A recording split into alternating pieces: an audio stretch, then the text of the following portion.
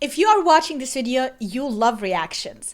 You love to see people's expressions. You love to see how they are reacting to a specific moment, especially if it is a moment that you have already seen and you already have a reaction to. So you want to compare your reaction to theirs, and you want to see if you are vibing on the same level. And if you do, that is such a good feeling. I got so many comments on my Wyatt 6 reaction where people were like, oh my god, I reacted the same way when they appeared on the screen. In today's video, I'll be reacting to wrestling flashbacks, 10 shocking wrestling moments that made the fans go silent.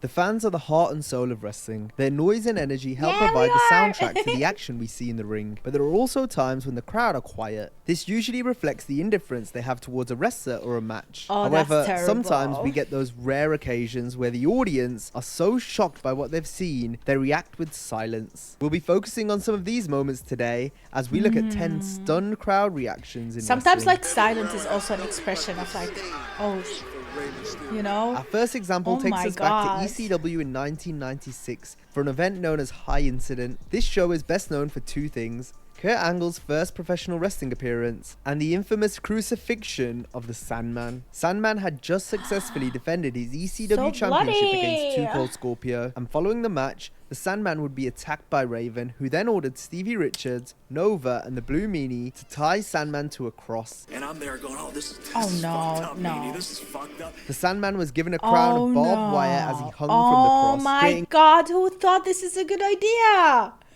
Why would you do something like this to yourself?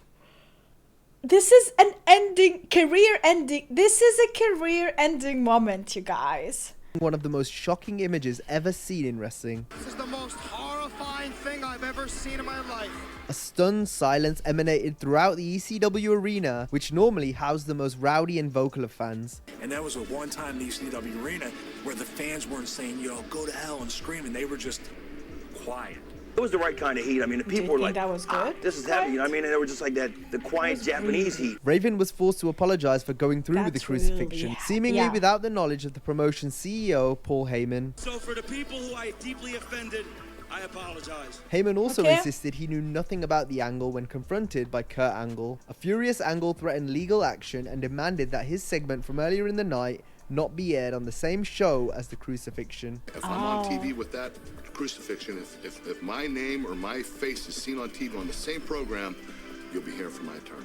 Kurt's relationship with ECW effectively ended on the night it began, as the recently crowned Olympic gold medalist would make no further appearances for the company. The promotion made sure to never air the incident, with footage of it only coming to light as a result of being featured on the Rise and Fall of ECW DVD. Much like ECW did, the WWF's Attitude Era also pushed the envelope. And one way in which they did this came in the form of man-on-women violence. One of the most shocking examples of this taking place occurred on the April 9th, 2001 edition of Raw, where Triple H and Stone Cold, as the two-man power trip, teamed with Stephanie McMahon to take on the Hardy Boys and Lita. It was a short but entertaining match with plenty of action-packed offense from both teams. The finish came when Lita hit a Twist of Fate and moonsault combination to Stephanie, which got the 3. After the bell, Austin and Triple H cornered Lita, and the Game then hit her with a pedigree.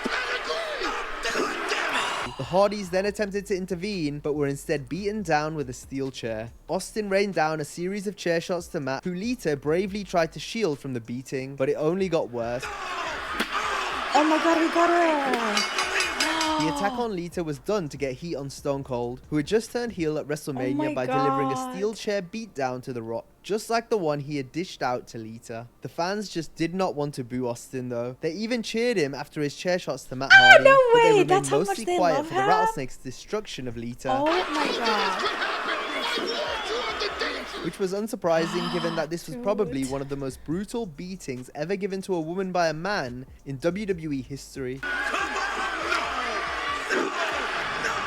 Another memorable moment in WWE history occurred at the 1994 Survivor Series. Here, Bret Hart defended the WWF Championship against Bob Backlund in a submission match, where the only way to win would be if one wrestler's cornermen threw in the towel. The British Bulldog was in the corner of Bret, while Owen Hart was in Backlund's corner, as Owen and Bret's parents, Stu and Helen Hart, sat in the front row. Deep into the match, Bret gained the advantage by locking in the sharpshooter, until Owen interfered by attacking his brother from behind. This led to the Bulldog chasing Owen and then then charging at him, only for Owen to move Choo-choo. and Bulldog to crash into the steps. A concerned Brett looked on to see if Bulldog was okay, but this left Hart in a prime position for a cross-face chicken wing at the hands of Backlund. This was a move the WWF had done a great job of getting over on television in the months prior, with no one being able to get out of the hold. This made things all the worse for Brett, since his corner man was out cold. From there, Owen pleaded with his parents, attempting to make them throw in the towel on Brett's behalf. Helen attempted to throw the towel in, only for Stu to stop her. The fans continued to get behind Brett, who'd been struggling in the hold for over 9 minutes. 9 minutes!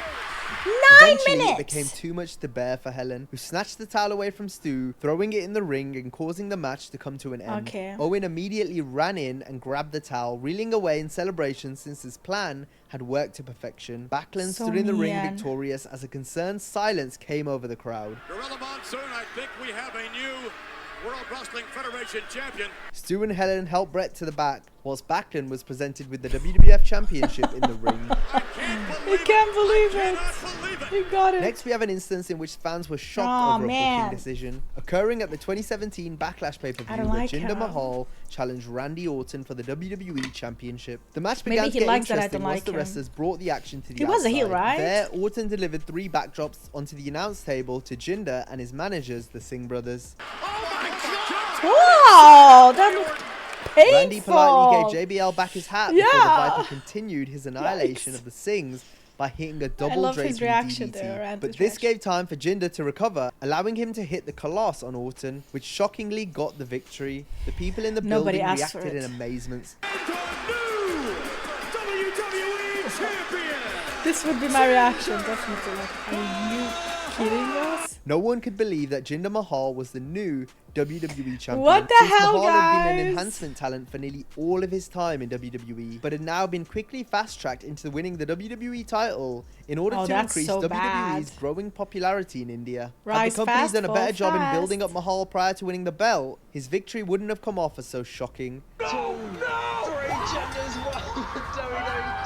reaction! We now go to a match that not only shocked the fans, but also did damage to an entire market. This happened when NWO killed the town at WCW Fall Brawl 1997 in Winston-Salem, North Carolina. The match in question saw the NWO battle the 4 Horsemen in War Games. The New World Order started out with a 2-on-1 advantage, double teaming Chris Benoit. Steve Mongo McMichael then entered to even the odds. The next wrestler out was Six, followed up by the Nature Boy Ric Flair, much to the audience's delight. Kevin Nash was the final entry for the NWO, and then Kurt Hennig entered last for the Horsemen. It was now a 4v4 match, but the odds swung yet again in the NWO's favour when Kurt Hennig turned on the Horsemen, effectively joining the New World Order in the process. The remaining Horsemen members were then bound to the cage via the handcuffs Hennig provided, all except for Ric Flair, who instead received a jackknife powerbomb from Nash. Flair's head was then placed in the cage doorway, and the NWO threatened to smash Ric's skull with the steel unless the Horsemen surrendered. But despite Mongo surrendering for his team, Hennig went through with the assault anyway.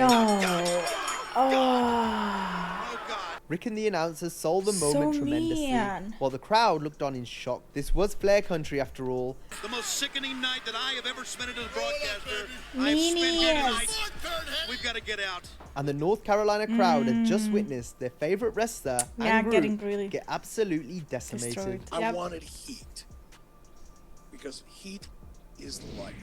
In a more heartbreaking moment now, we go back to the October 22nd, 2018 episode of Raw, where the Universal Champion Roman Reigns opened the show to talk to the audience. Reigns would speak out of character, saying that his real name was Joe, and that he'd previously been living with leukemia when he was younger, and unfortunately, it had returned. And I've been living with leukemia for 11 years.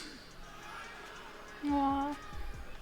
You could hear a pin drop as the fans couldn't believe it. They watched on in shock, with some being driven to tears. Reigns then relinquished the Universal Championship and was met by his fellow Shield members Dean Ambrose and Seth Rollins. Such an emotional moment. They each did their famous pose to end one of the most emotional segments ever in WWE history. Oh, look at Seth actually crying and caring about Roman back in the day. 2 hours after Reigns' announcement, the crowd would be completely stunned yet again. It was the main event of the show, and the Raw Tag Team titles were on the line when Dean Ambrose and Seth Rollins challenged Dolph Ziggler and Drew McIntyre. Late into the bout, the referee would be bumped. Braun Strowman then ran in and brawled through the crowd with McIntyre. Ziggler then tried to use the tag belt as a weapon, only for it to be taken off him by Ambrose. Dolph then ate a curb stomp while Ambrose threw the ref back into the ring to count the fall, meaning Ambrose and Rollins were the new Raw Tag Team Champions. During the celebrations, however, Ambrose turned on Rollins by hitting Seth with the dirty deeds. Oh my god, how are they going to be tag team when they are against each other? Why would he do that? Told the story, since it was unfathomable that Ambrose would turn on Rollins. Why would he do that? Fans were left asking why, as Dean continued to punish Seth, taking the assault to the outside. From there, Ambrose tore off the protective padding to expose the floor. One more dirty deeds later, and Ambrose exited through the crowd.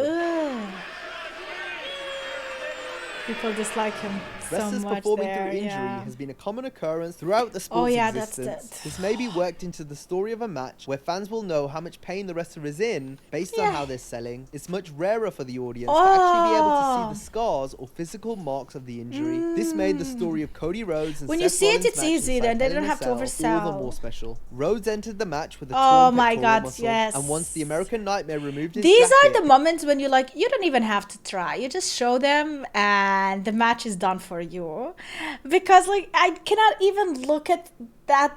Looks so painful, and if you just get one punch on that, oh my god. To reveal the true effects of the injury, it was as if all the air had been taken out of the arena. The audience went from chanting Cody's name to becoming eerily quiet.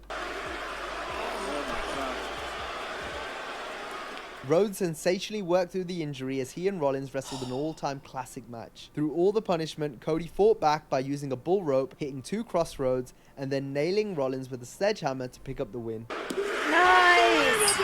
One wrestling moment that will live in infamy took place at WrestleMania 30, the night where Brock Lesnar wrestled The Undertaker. The dead man went into the match with a 21-0 WrestleMania undefeated streak. The build to the match made it seem like it would play out like any other streak match. But if we go further back, we'll remember when Taker and Lesnar went to war in 2002 and 2003, with the Phenom never managing to come out with his hand raised. Brock always seemed to have Taker's number. However, Mania 30 seemed like the perfect time for the dead man to finally get his big win over the Beast and make it 22-0 on the grandest stage. Early in the match, Taker took a nasty bump on the floor, which ultimately gave him a concussion. This greatly affected the match, as Undertaker looked like a shell of himself for the rest of the encounter. I got hurt so bad, I don't even remember that match. Till today, I don't remember it. Amazingly though, despite his condition and state of mind, the dead man was still able to deliver. He had many of these moments when he doesn't remember what happened. Hitting 3 F5s in total and then going for the cover. The fans' reaction to the pinfall tells the whole story, as they came out of their seats in complete amazement.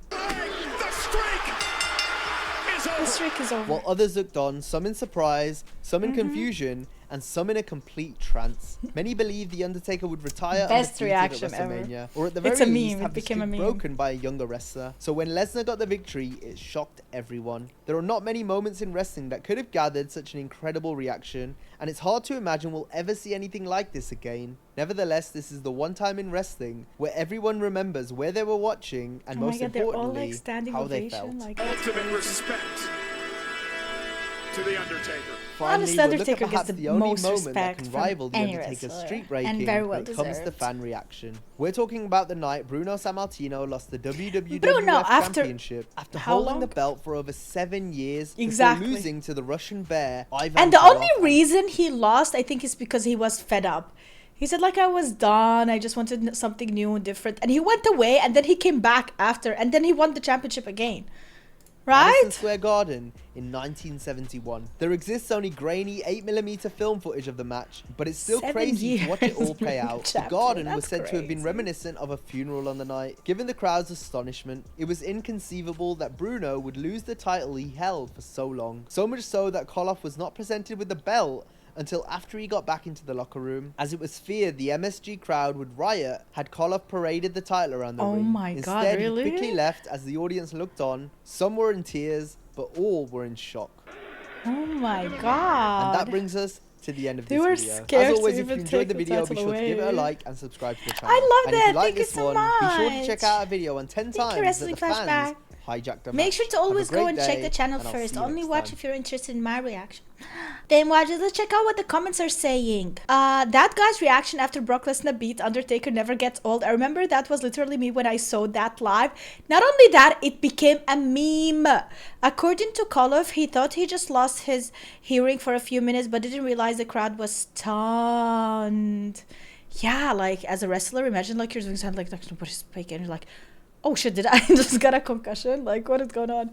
The one that shocked me was Eddie Guerrero's heart attack in the ring. Oh, seeing Devon yelling at him to see what was happening, to JBL doing a pinfall to make the medical run in there, frightening. I didn't know that had like exactly what happened. That's crazy. The streak ending is forever going to be the most shocking moment. I was in complete disbelief. I feel like that was like one of the saddest moments. When you see someone who is a legend like that and you don't want the streak to end, but eventually it needs to happen because the legend needs to move on. And you just don't want to admit it. Like, you just want to keep things the way they are and the way they work for you. But that is it, guys, for today's video. I hope you enjoyed it. If you did, make sure to leave a like and subscribe for more. Check out my Patreon for more WWE reactions. Patreon.com/supportbunny. I will leave a link in the description down below. Have a wonderful day and see you tomorrow with a brand new video. Bye!